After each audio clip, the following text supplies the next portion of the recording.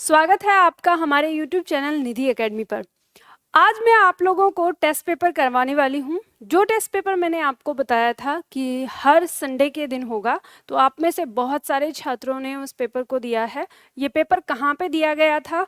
Application निधि academy app, यहाँ पे आपको जाना था और इसमें जो टेस्ट सीरीज का ये ऑप्शन दिया हुआ है, इस टेस्ट सीरीज के ऑप्शन पे आपको क्लिक करना था। जिसमें आप जाते तो ये आपको टेस्ट पेपर यहाँ मिला हुआ था, साप्ताहिक टेस्ट सीरीज। ठीक है, इसमें आपको टेस्ट संख्या जो दी गई थी वो 31 दी गई है यहाँ पर। अभी 31 दिया हुआ है। इससे पहले जो टेस्ट थे, ये टेस्ट हमेशा आपके सैटरडे संडे को आते रहे हैं, तो अभी आपको 31 नाम से ही मिला होगा और यही टेस्ट आपने किया होगा। डेट भी इस पे डली हुई है, तो आपने इस डेट से इस टेस्ट पेपर को शुरू किया, यानी कल आपने 26 मार्च को इस टेस्ट को दिया।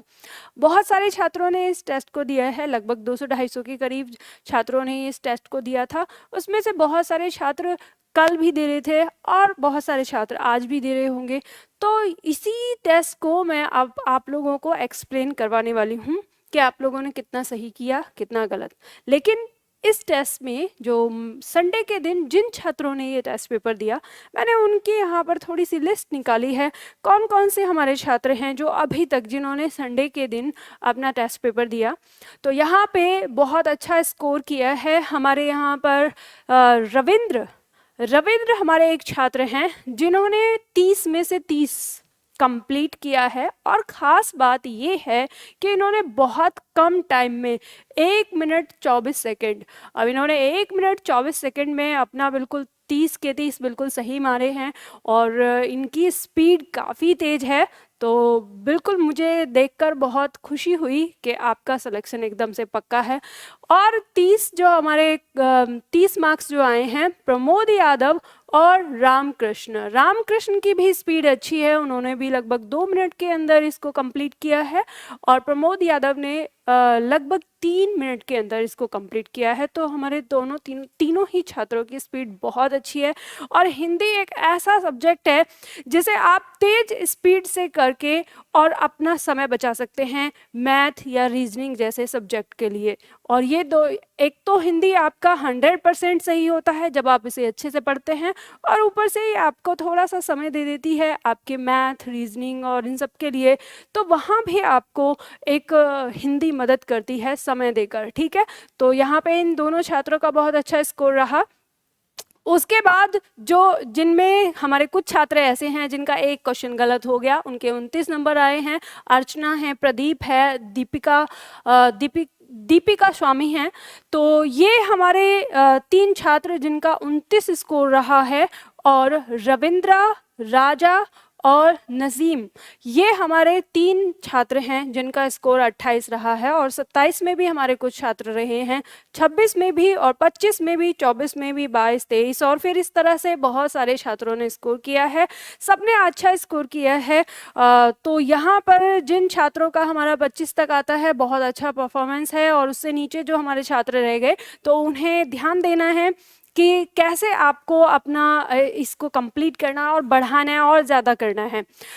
तो ये हमारे काफ़ी सारे छात्र हैं जिन्होंने पूरा पेपर दिया है और पेपर को देने के बाद सारी चीज़ें कंप्लीट की हैं। लेकिन सबसे ज़्यादा हंसी मुझे उन छात्रों पे आई है। हमारे बहुत सारे छात्र ऐसे हैं जो आए, उन्होंने पेपर खोल के देखा और पेपर खोल के देखने के बाद मतलब 1 मिनट 2 मिनट में वो वहाँ से रफू चक्कर भी हो गए। यानी कुछ छात्र हमारे ऐसे हैं, यहाँ पर विपुल तक जो हमारे छात्र हैं, लगभग 250 छात्र तक जो हमारे छात्र हैं, उन्होंने इसको कंप्लीट किया था, फिनिश्ड किया था पूरा पेपर सबमिट करके। और जितने भी, अब बहुत सारे छात्र ऐसे थे जिन्होंने 2 4 5 क्वेश्चन करने के बाद ही उसको फिनिश कर दिया।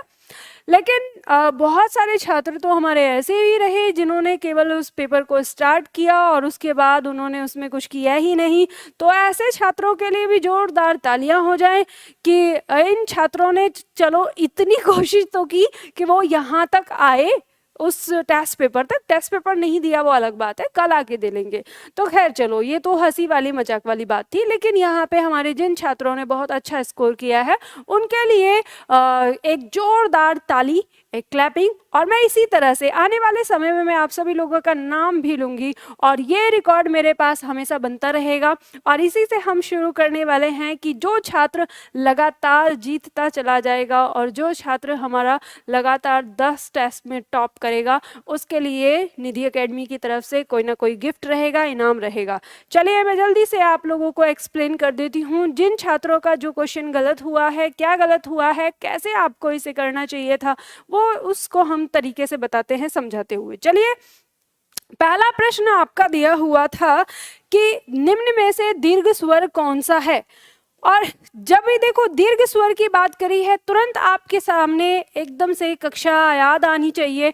तो निम्न में से दीर्घ स्वर कौन सा है, आप यहाँ देखेंगे आ दिया है, ओ दिया है, ए आए दिया है। कहने को अगर देखा जाए तो हमारे चारों के चारों दीर्घ की श्रेणी में आते हैं। जब चारों दीर्घ की श्रेणी में आ गए तो इन चारों में से कौन सा है जो मूल दीर्घ की श्रेणी में आएगा, तो हमें यहाँ पर पता चलता है कि जो हमारा आ है ये ही हमारा मूल दीर्घ श्रेणी में आता है। और ये जो तीनों हैं हमारे, ये हमारे आते हैं संयुक्त स्वर के अंदर। और जब ये संयुक्त स्वर के अंदर आ जाते हैं तो इस श्रेणी से ये बाहर हो जाते हैं। ठीक है, तो ये तीनों यहाँ आ जाते हैं। दीर्घ स्वर होने के साथ साथ ये संयुक्त स्वर के अंतर्गत चले जाते हैं, इसलिए आंसर हमारा क्या होगा, ए होगा। चलिए अगला प्रश्न हम लेके चलते हैं। अगला प्रश्न है प्रतिवर्ष नदी में बाढ़ आ जाती है, वाक्य में किस प्रकार की संज्ञा है। किसके लिए आया है, नदी के लिए। नदी शब्द जो है वो किस प्रकार की संज्ञा है ये आपको बताना है। तो आपको पता है नदी तो कोई भी नदी की बात कर सकते हैं, भारत की नदी की बात कर सकते हैं, पाकिस्तान की या श्रीलंका की, अमेरिका की, रूस की, हर नदी की बात कर रहे हैं। तो मतलब ये किसको दिखा रहा है, एक जाति को दिखा रहा है। तो ये कौन सी हो जाएगी, जातिवाचक हो जाएगी। ठीक है, बहुत आसानी से आप इसे लगा सकते थे, आंसर आपका हो जाएगा। चलिए आगे बढ़ते हैं। अगला प्रश्न आता है, वह बहुत अच्छा लड़का है। इस वाक्य में वह कौन सा सर्वनाम है, वह को बताना है। वह बहुत अच्छा लड़का है, तो ये जो वह है ये किसी लड़के को क्या कर रहा है, निश्चित कर रहा है। यानी हम कहें कि लड़का बहुत अच्छा है तो पता नहीं कौन सा लड़का, लेकिन कहा वह लड़का बहुत अच्छा है या वह बहुत अच्छा लड़का है, तो इस लड़का शब्द को ये वह क्या कर रहा है, निश्चित कर रहा है। और जब ये इसे निश्चित कर रहा है तो क्या हो जाएगा, निश्चयवाचक सर्वनाम हो जाएगा। आपको इसी तरह से खोजना होता है आंसर, जो आपसे वहां पूछा गया है उस पे फोकस करने पर। ठीक है, अगला प्रश्न लेते हैं, प्रश्न संख्या नेक्स्ट। मीरा जोर से हंसी, यह वाक्य किस क्रिया का समुचित उदाहरण है। अब आपको बताना है, इसने पूछा है कि यह वाक्य किस क्रिया का। अब किस क्रिया का, तो क्रिया यहाँ पर हमारी क्या है, हंसी। यानी हंसी जो शब्द है या हंसना जो है वो क्या है, वो क्रिया है हमारी यहाँ पर। और देखना है वो कौन सी क्रिया है, अकर्मक क्रिया है, प्रेरणार्थक है, द्विकर्मक है, सकर्मक है। अब इन चारों में से हमें इसको दिखाना है कि जो हंसी है, तो हम कहेंगे क्या हंसी, किसको हंसी। तो इसमें कोई आंसर नहीं आ रहा क्योंकि ये अपने साथ कर्म नहीं ले रही, और जब ये अपने साथ कर्म नहीं ले रही तो यह क्रिया किसके अंतर्गत आएगी, अकर्मक क्रिया के अंतर्गत आएगी, और आंसर हमारा ये हो जाएगा। ठीक है, चलिए अगला प्रश्न लेते हैं। नेक्स्ट प्रश्न है, कौन सा वाक्य आसन्न भूतकाल में है। प्रश्न क्या कर रहा है, आसन्न भूतकाल। आपको याद होगा आसन्न भूतकाल का मतलब है, आसन्न का मतलब है समीप, नजदीक का, जो भूतकाल के नजदीक का हो, मतलब वो वर्तमान जो भूतकाल के नजदीक का है। तो यहाँ पे हम इस बात को समझ जाते हैं कि आसन्न मतलब हम कह सकते हैं वर्तमान के आसपास, और भूतकाल मतलब भूतकाल के आसपास। तो आपको याद होगा मैंने बताया जहाँ वर्तमान और भूतकाल दोनों आपके टच होते हों, तो मैंने आपको क्लास में ये समझाया है। बस इतनी बात आपको यहाँ पे समझ लेनी है कि पूछ क्या रहा है, आपको भूतकाल और वर्तमान वाले पॉइंट को देखना है। क्रिया के पास जाएंगे, लास्ट में दिया है ता, मतलब ये नहीं होगा। लास्ट में गया है सीता गई, इसमें यहाँ पे सिर्फ क्या दिया है, भूतकाल दिया है, कट जाएगा। वह आया था, ये भी भूतकाल और ये भी भूतकाल, यानी ये तो पूर्ण भूतकाल हो गया, कट जाएगा। या ये है हमारा भूतकाल और है ये है हमारा वर्तमान, वर्तमान, यही है वो जहाँ पर भूतकाल और वर्तमान दोनों मिल रहे हैं, मतलब आसन्न भूतकाल। और आंसर हमारा क्या हो जाएगा, डी आंसर हो जाएगा। ठीक है, इस तरह से आपको अपना प्रश्न करना है, बहुत आसानी से कर लेंगे। चलिए आगे बढ़ते हैं, अगला प्रश्न लेते हैं। निम्नलिखित में कर्मवाच्य वाला वाक्य चुने। कर्मवाच्य इसने पूछा है, कर्मवाच्य। अब कर्मवाच्य में आपको याद होगा, मैंने बताया जैसे ही कर्मवाच्य होगा या तो कर्ता वहां पर गायब होगा या फिर कर्ता कारक के साथ के द्वारा लगा होगा, कर्ता कारक के साथ, वही हमारा कर्मवाच्य होगा। तो देखते हैं, ऐसा कहते हैं कि यहाँ पे न कर्ता है न कर्म, कट जाएगा। तुम लिख नहीं सकते, इसमें कहीं तुम जो करता है उसके साथ कोई ऐसा कारक चिन्ह नहीं, ये भी हमारा कर्म नहीं। बिल्ली के हाथों चूहा मारा गया, तो बिल्ली यानी मारा किसने है, बिल्ली ने। अब ये जो हाथों शब्द है, अगर हम इसके स्थान पर के द्वारा लगाकर देखें तो क्या हमारे वाक्य पर कोई प्रभाव पड़ेगा? नहीं, हमारे वाक्य पर कोई प्रभाव नहीं पड़ता, बल्कि हमें अच्छा लगेगा कि बिल्ली के द्वारा चूहा मारा गया, सटीक आएगा भाव। तो इसका मतलब इसी वाक्य के अंदर हमारा क्या है, कर्मवाच्य है।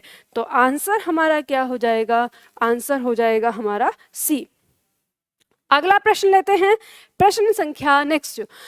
अफसोस मैं नहीं जा सका, रेखांकित शब्द में अव्यय का प्रकार बताना है। ये पूछा है, ये जो रेखांकित शब्द है अफसोस, मैं नहीं जा सका, इसमें अव्यय पूछा है कि कौन सा वाला है। ऑप्शन दिया हुआ है संबोधन सूचक, ऑप्शन दिया है शोक सूचक, आश्चर्य सूचक या हर्ष सूचक। तो आपको पता है, जब हमने कहा अफसोस मैं नहीं जा सका, मतलब वो क्या कर रहा है, खेद प्रकट कर रहा है, मतलब दुख प्रकट कर रहा है। तो आश्चर्य नहीं है, कट जाएगा, हर्ष नहीं है, कट जाएगा, संबोधन नहीं है, कट जाएगा, बचता एक ही है हमारे पास, शोक सूचक। और यही हमारा क्या होगा, यानी दुख प्रकट कर रहा है कि वह नहीं जा सका इस बात का। तो आंसर हमारा क्या हो जाएगा, बी हो जाएगा। ठीक है, चलिए अगला प्रश्न है, अरविंद शब्द का पर्यायवाची शब्द बताना है। अरविंद आपने बहुत बार पढ़ा है, आंख बंद करके आप बता देंगे अरविंद का पर्यायवाची कमल। ठीक है, तो आंसर क्या हो गया, ए हो गया, और आंसर ए। अगला प्रश्न लेते हैं, प्रश्न है तीक्ष्ण का विलोम है। विलोम पूछ रहा है हमसे, क्या पूछ रहा है, विलोम पूछ रहा है। पहला ऑप्शन है मंद, तीव्र, प्रखर और क्षीण। तो देखो यहाँ आप देखेंगे, तीक्ष्ण का मतलब होता है तीखा, तेज, और इसका तीखा तेज, इसका विलोम क्या होगा, मतलब धीमा, मंदा। तो यहाँ पर हमें आंसर मिल जाएगा ए, और ये बहुत आसान है, आसानी से आप इसे कर सकते हैं। ठीक है, अगला देखो, नेक्स्ट शब्द है ध्वंस। ध्वंस का विलोम क्या होगा? ऑप्शन है विध्वंस, निर्माण, विनाश और सृजन। तो देखो, सृजन होता है सृष्टि का सृजन करना, निर्माण करना, तो उस सृजन का विलोम हो जाएगा प्रलय। और विनाश और विध्वंस ये सब ध्वंस के क्या हैं, पर्यायवाची हैं। बचता हमारे पास आंसर बी है, निर्माण, किसी चीज का निर्माण होना, और इसका विलोम हो जाएगा ध्वंस। ठीक है, आसानी से समझ में आता है। अगला प्रश्न लेते हैं, अगला प्रश्न है, इनमें से कौन सा शब्द उच्च का समानार्थी है? समानार्थी का मतलब है पर्यायवाची। ठीक है, पर्यायवाची और समानार्थी दोनों एक ही चीज को कहते हैं, समान अर्थ रखने वाला। ठीक है, तो ये पर्यायवाची पूछ रहा है कि उच्च शब्द का पर्यायवाची आगे देखो नहीं है, इसने पूछा है पर्यायवाची नहीं है, यानी समानार्थी नहीं है। अब हम देखेंगे, टीला शब्द दिया है, टीला ऊंचा होता है। फिर आगे दिया है श्रेष्ठ, श्रेष्ठ का अर्थ भी ऊंचा होता है, उच्च।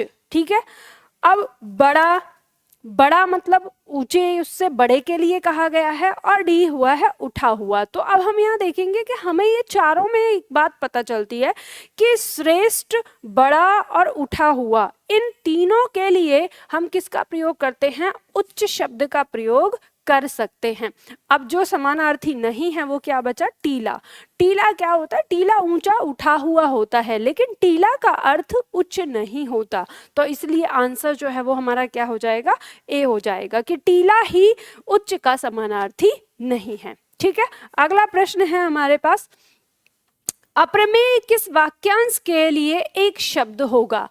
ऑप्शन दिया है जो तोला या नापा न जा सके, जो अवश्य होने वाला हो, जो समय पर संभव न हो, इनमें से कोई नहीं। तो अप्रमेय, अप्रमेय शब्द का प्रयोग हम जो तोला या नापा ना जा सके इसके लिए करते हैं। तो आंसर हमारा हो जाएगा ए। ठीक है, तो आंसर हमें ए मिल जाएगा। चलिए आगे बढ़ते हैं। अगला प्रश्न है बहुत दिनों बाद दिखना। ये आपका क्या है? बहुत दिनों बाद दिखना, ये भावार्थ है। इस भावार्थ के लिए आपको मुहावरा बताना है। जब कोई चीज बहुत दिनों बाद दिखती है तो हम उसके लिए किस चीज का प्रयोग करते हैं? ऑप्शन आपको दिया हुआ है, कोसों दूर होना, गुदड़ी का लाल होना, ईद का चांद होना, अब तब होना। तो आपको पता है, हम जब बहुत दिनों बाद कोई दिखता है तो उसको कहते हैं अरे आप तो ईद का चांद हो गए हैं। तो ईद का चांद मतलब क्या होता है? साल में 2 ही बार निकलता है ईद का चांद, जब ईद मनाई जाती है। तो उसी से इसका भाव आता है कि जो इंसान कभी कभी दिखता है या बहुत दिनों बाद दिखता है, उसी को, उस चीज को क्या बोलते हैं? ईद का चांद होना। तो आंसर हमें क्या मिल जाएगा? सी मिल जाएगा। ठीक है, बहुत आसान है, आसानी से आप कर सकते हैं। अगला प्रश्न है, ऊंट की चोरी नहुरे नहुरे का अर्थ होगा। तो ऊंट की चोरी नहुरे नहुरे, देखो ध्यान देना, यहाँ पे नहुरे नहुरे का मतलब होता है छिप छिप कर, छिप छिप कर। ठीक है, तो अब यहाँ पे इसका अर्थ बताना है आपको। आगे दिया है, जान जोखिम में डालना, बड़े काम छिपकर नहीं किए जा सकते, उद्दंड व्यक्ति की दुष्टता और किसी की वस्तु किसी दूसरे को देना। तो यहाँ पे जब मुहावरा अगर हम देखें तो कहा है ऊंट, और ऊंट कितना होता है? कितना बड़ा होता है? ऊंट को तो आप छिपा ही नहीं सकते किसी भी चीज में। ठीक है, तो आप यहाँ पे देखेंगे कि बी ऑप्शन क्या कहता है कि बड़े काम, जो बहुत बड़े काम होते हैं वो छिपकर नहीं किए जा सकते। तो इसका भावार्थ यही होता है कि ये बड़ा ऐसा दिखाता है, अच्छा ऊंट की चोरी और वो भी निहुरे निहुरे, मतलब ऊंट की चोरी करेंगे और वो भी छिप छिप के, ऐसा तो हो ही नहीं सकता। तो इसका भावार्थ क्या निकलता है कि बड़े काम छिपकर नहीं किए जा सकते। ठीक है, तो इस तरह से हमें इसका आंसर पता चलता है। अगला प्रश्न है, किस शब्द में उत उपसर्ग प्रयुक्त नहीं किया गया है? उत शब्द दिया है और यहाँ पर ये कहा है कि उत उपसर्ग हमारा प्रयोग नहीं किया गया है, वो आपको बताना है। तो ऑप्शन देखो हमारे सामने दिया है, उत्कर्ष है, उत्तम है, अत्यधिक है और उद्गम है। तो आपको पता है यहाँ पर उत आ रहा है, यहाँ उत आ रहा है, और ये उद नहीं है, ये उत है। उत प्लस गम, तभी ये उद्गम बनता है। ठीक, और यहाँ पे जो अत्यधिक शब्द हमारा दिया हुआ है, इस अत्यधिक शब्द को अगर हम देखें तो ये हमारा बना है अति प्लस अधिक से। इसके अंदर संधि नियम भी लागू हुआ है, तो अति उपसर्ग हमारा इसके अंदर है। तो आंसर हमारा क्या हो जाएगा? सी हो जाएगा। ठीक है, तो ये हमारा आंसर हो गया, अति प्लस अधिक से बना अत्यधिक। चलिए अगला प्रश्न लेते हैं। प्रश्न संख्या नेक्स्ट, महेश्वर बराबर महा प्लस ऐश्वर्य में कौन सी संधि का नियम लागू हुआ है, समाहित हुआ है? अब देखो आपको इसने बताया है कि कौन सा नियम इसमें लगा है। तो आप यहाँ पर देखेंगे कि ये अंत में क्या आ रहा है? अंत में है ये आ, और यहाँ पे प्रथम क्या है? ये ए, और यहाँ पे आपको क्या मिलके आया? ये बना, यानी ये। तो देखो आप यहीं पे लिख लेंगे और इनमें से आप निकाल लेंगे क्या है। देखो यहाँ दिया है आ और ये कट गया, इसके बाद ए दिया है, ए होगा ही नहीं, ये कट गया। ये आ है और ए दिया है, ये कट गया। आंसर देखेंगे आ और ए और बराबर आए। आंसर जो है वो हमारा किस में है? डी में है। ठीक है, तो ये हमें आंसर मिल गया। ठीक, तो ये हमारा आंसर हो गया, आसानी से आप पहचान लेंगे। आपको बस यही शब्द के अंदर देखना है, इतना सरल प्रश्न दे रहा है एग्जामिनर। ठीक है, चलिए, हालांकि इस प्रश्न में गलती थी जब ये एग्जाम में आया था, लेकिन इसको सही कर दिया गया, बट आपने आंसर सही निकाला है। चलिए आगे देखिए, संख्यागमन, ठीक है, सॉरी सख्यागमन, सख्यागमन का सही संधि विच्छेद बताना है, आपको संधि विच्छेद करना है। यहाँ पर आराम से कर सकते हैं। कैसे कर सकते हैं आप यहाँ पर देखेंगे, ये सख्यागमन जो लिखा हुआ है इसको आप तोड़ सकते हैं। कैसे तोड़ सकते हैं, ये आप इसको निकालें, आपको या जो है ये शब्द के बीचों बीच वो परिवर्तन दिखाई दे रहा है। गमन शब्द एक तरफ रख देंगे, सख एक तरफ रख देंगे। आपको पता है ये य प्लस आ, अगर देखें तो ये आगमन आपको मिल गया। ये या जो है या तो छोटी ई या तो बड़ी ई इसमें परिवर्तित हुई है, तो आप देख लेंगे कि क्या होगा, सखी होगा या सखी होगा।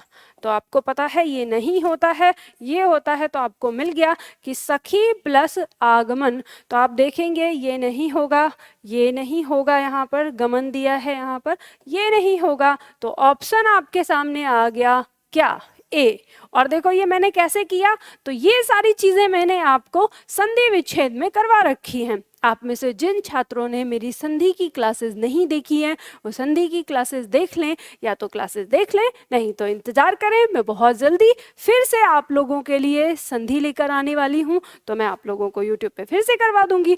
ठीक है, तो इसका आंसर क्या हो जाएगा, ए हो जाएगा। अगला प्रश्न लेते हैं। अगला प्रश्न है हमारा यथासंभव। यथासंभव में कौन सा समास है, समास पूछा है। देखो जब भी समास पूछे तरीका आपको बताया है, आपको समस्त पद को ही खोजना है। समस्त पद कह रहा है यथा संभव। ये जो यथा है ये एक अविकारी शब्द है, और जैसे ही आपको पूर्व पद पे कोई अविकारी शब्द नजर आता है, आंख बंद के अव्ययीभाव समास लगा दीजिए। तो ए आंसर आ गया, कुछ और देखना ही नहीं है भाई, आपको इतना पता चल गया अव्ययीभाव समास होगा यथा संभव। ठीक है, जैसा संभव हो सके वैसा। आगे अगला देखो, इनमें से कौन सा कथन पूरी तरह तत्पुरुष समास से संबंधित है। जैसे इसने कहा, ऑप्शन पढ़ने से पहले आप अपने दिमाग में ले आइए कि ये तत्पुरुष समास कौन सा होता है जिसका उत्तर पद प्रधान होता है। ठीक है, जिसका उत्तर पद प्रधान ये है। तो दिमाग में रखेंगे क्या पूछ रहा है, इसमें पूर्व पद प्रधान होता है, नहीं होता। इसमें पूर्व पद संख्यावाची होता है, नहीं जी। इसमें उत्तर पद प्रधान होता है, यही तो हमने अभी लगाया। इसमें पूर्व पद अव्यय होता है, नहीं। आंसर मिल गया। जब आप पढ़े हुए होते हैं, हर चीज को दिमाग में रखते हैं, तो ऐसे ही आप सेकंडों में कर सकते हैं। ठीक है, आंसर सी हो जाएगा आपका। आगे बढ़ते हैं, अगला प्रश्न लेते हैं। संरचना के आधार पर किए गए वाक्य के वर्गीकरण में इनमें से कौन सा प्रकार नहीं है। यहाँ पे पूछा गया है संरचना के आधार पर वाक्य का वर्गीकरण किया गया है। संरचना और रचना के आधार पर 3 प्रकार के बताए थे, कौन कौन से, साधारण, मिश्र और संयुक्त। बस देख लीजिए, सरल वाक्य है, मिश्र वाक्य है, संयुक्त है, इसका मतलब आंसर क्या है, सी। समझ गए, बस इस तरीके से आपको करना है, बहुत आसान तरीके से कर सकते हैं। चलिए आगे प्रश्न है हमारा, किस शब्द की वर्तनी शुद्ध है। शुद्ध वर्तनी इसमें हमारी पूछी गई है, वो हमें यहाँ पर ध्यान देनी है। तो देखो यहाँ पर देखेंगे, शब्द है हमारा आधीन, तो इसमें ये आ गलत होगा, इसकी जगह क्या होना चाहिए, अधीन होना चाहिए। ठीक है, क्या है, अधीन। इसके बाद बी ऑप्शन में दिया है व्यवहारिक, इसमें क्या गलती है, यहाँ पर जब इक लगा है तो यहाँ पर क्या होना चाहिए, व्यावहारिक होना चाहिए। इसके बाद दूसरा शब्द है हमारा मिष्ठान दिया है, आपने देखा होगा ऐसा लिखा रहता है, लेकिन ये क्या है, गलत है। क्या होता है ये शब्द हमारा मिष्टान होता है। क्या होता है, मिष्टान शब्द होता है, मिष्टान। कैसे बना है ये शब्द, हमें ये देखने में गलत लगेगा, लेकिन ये 2 शब्दों से मिलकर बना है, मिष्ट प्लस अन। ठीक है, इस मिष्ट का मतलब होता है मीठा, शब्द होता है मिष्ट, ठीक। तो मीठा अन्न, तो जो मिष्टान होता है आपका वो क्या होता है, मीठा ही तो होता है, तो इसलिए ध्यान रखिएगा। तो ठ गलत होता है, ट सही होता है। आंसर हमारा हो गया यहाँ पर डी, अत्यधिक। ये हमारा आंसर हो जाएगा, ये सही है, बाकी हमारे क्या है इसमें गलत हैं। चलिए अगला प्रश्न लेते हैं। नेक्स्ट प्रश्न है हमारा, निम्नलिखित में अशुद्ध वर्तनी का शब्द है। अशुद्ध वर्तनी आपसे पूछी जा रही है।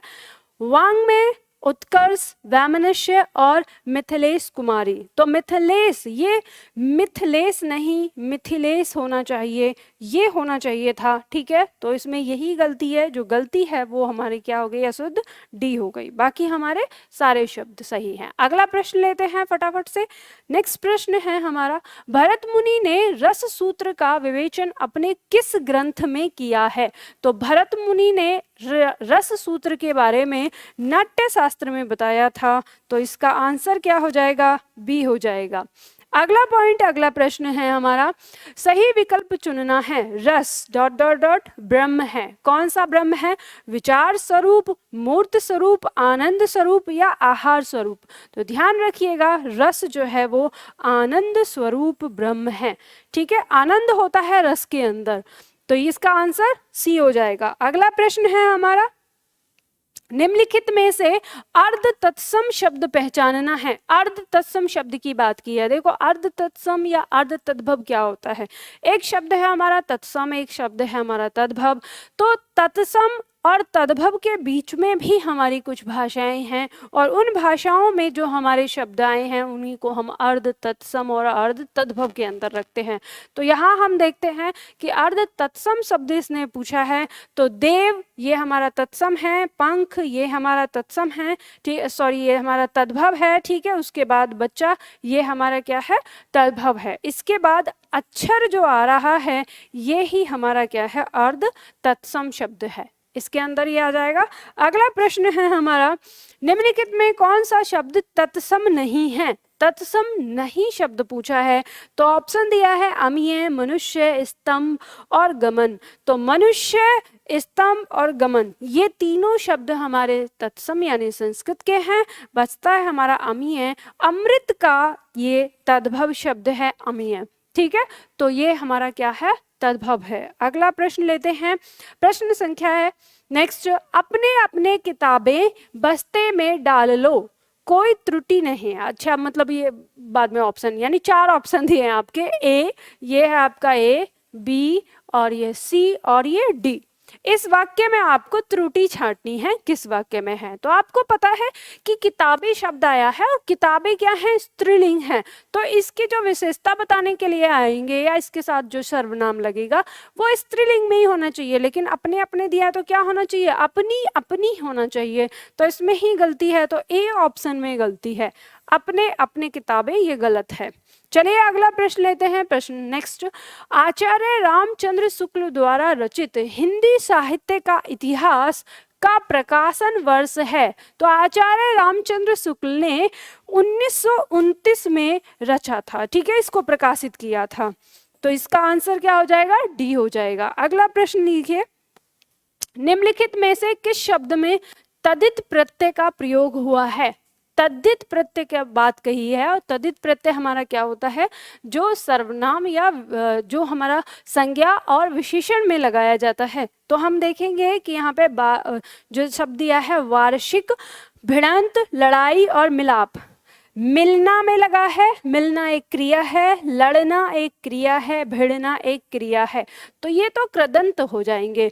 लेकिन वार्षिक यानी वर्ष, वर्ष एक संज्ञा है, इसमें हमारा प्रत्यय लगा है और यही हमारा क्या हो जाएगा, वार्षिक हमारा तद्धित प्रत्यय कहलाएगा। इसमें तद्धित प्रत्यय का प्रयोग हुआ है, ठीक है, वार्षिक में।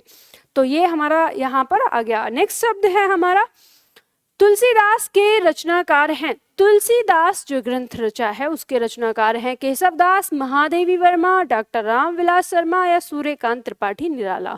तो तुलसीदास के जो रचनाकार हैं वो सूर्यकांत त्रिपाठी निराला जी हैं, इन्होंने लिखा है तुलसीदास, ठीक है। अब यहाँ पर हमारे समाप्त हो गए, ये हमारे प्रश्न थे।